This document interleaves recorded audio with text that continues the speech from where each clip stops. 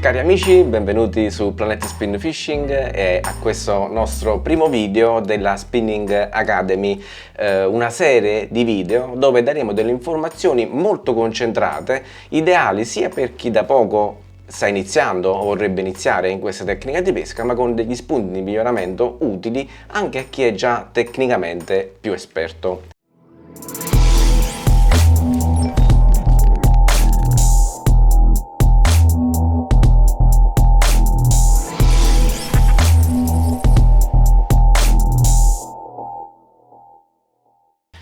Come sempre ci faremo aiutare da una serie di slide che ho realizzato per meglio far comprendere gli argomenti che tratteremo di volta in volta.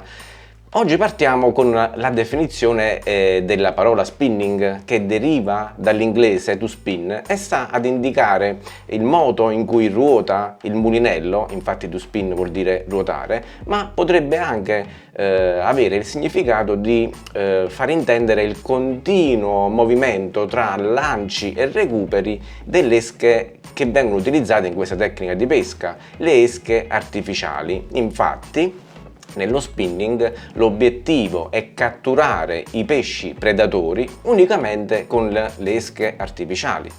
La tecnica dello spinning viene definita anche una pesca attiva, nel senso che può andare a definire questo continuo spostamento che può avere il pescatore lungo il posto di pesca, che in gergo viene definito spot, ma ecco, può essere anche definita una pesca attiva perché in tanti casi il pescatore in continuazione effettua questi lanci e recuperi, a differenza di altre tecniche di pesca che sono più statiche.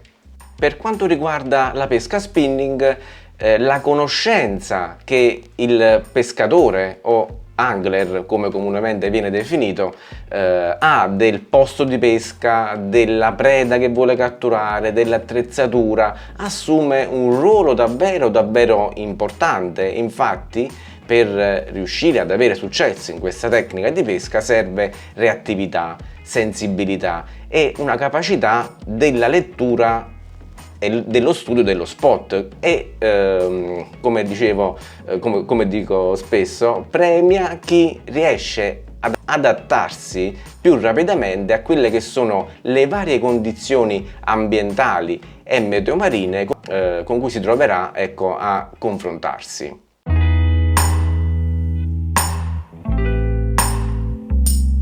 Analizziamo adesso insieme quali sono gli ambienti ideali per la pratica della pesca spinning. Possiamo farla in tutti gli ambienti di pesca, in mare, in acqua salmastra e in acqua dolce.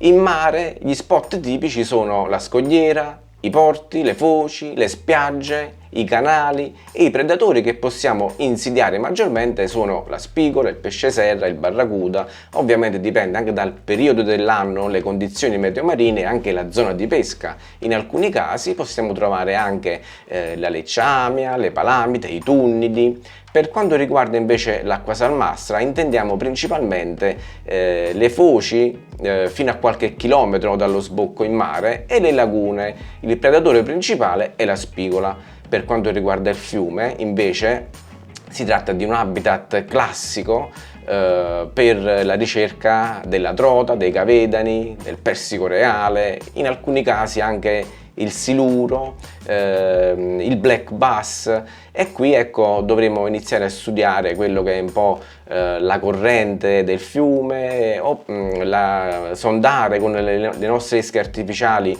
le buche, i salti di fondale, oppure ricercare il nostro predatore nell'immediato sottocosta, sottosponda, soprattutto nelle sponde dove è presente la vegetazione.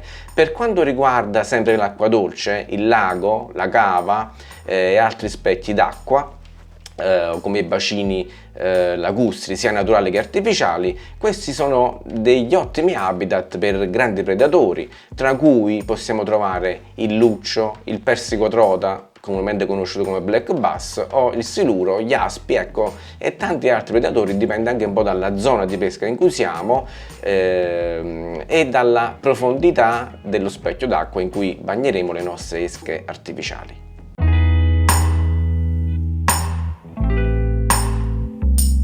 Per avere successo nelle nostre battute di pesca serve ovviamente un po' di creatività, un po' di studio, un po' di sperimentazione, la conoscenza delle attrezzature, quindi diciamo che i più esperti sapranno valutare in modo più veloce quelle che sono le condizioni in cui si troveranno, e per riuscire, ecco, a concludere in modo esaustivo e efficace situazioni di pesca anche difficili. Tuttavia anche il principiante, chi da poco sta muovendo, vuole muovere i primi passi in questa tecnica di pesca, può iniziare a divertirsi anche con un'attrezzatura media o economica. Basta una semplice canna, un mulinello e qualche esca artificiale per iniziare il percorso di crescita e divertirsi, e magari che non sia proprio la volta buona, la classica fortuna del principiante, ovvero chi già nelle prime battute di pesca riesce a fare delle eccellenti catture. Il mio consiglio è quello di fare dei passaggi graduali e non saltare degli step, perché ecco, ci potremmo perdere delle informazioni che sono basilari nel nostro percorso di crescita. Ricordo che la web community di Planet Spin è presente sui social, Facebook, Instagram, TikTok, su YouTube. Ci sono tante informazioni, tanti articoli, tanti video disponibili per i vecchi e i nuovi appassionati. Ricordo inoltre che sullo shop Amazon c'è la guida dedicata alla pesca spinning in mare e non solo, ci sono anche delle guide dedicate alle esche artificiali, al kayak fishing. L'acquisto di queste guide è l'unico modo per supportare il canale e anche questo progetto. Ringrazio tutti voi per aver seguito il video fino alla fine, iscrivetevi al canale per restare aggiornati con i prossimi inserimenti. Noi ci vediamo il prossimo video sempre qui su Planet Spin Fishing. Ciao ragazzi e alla prossima!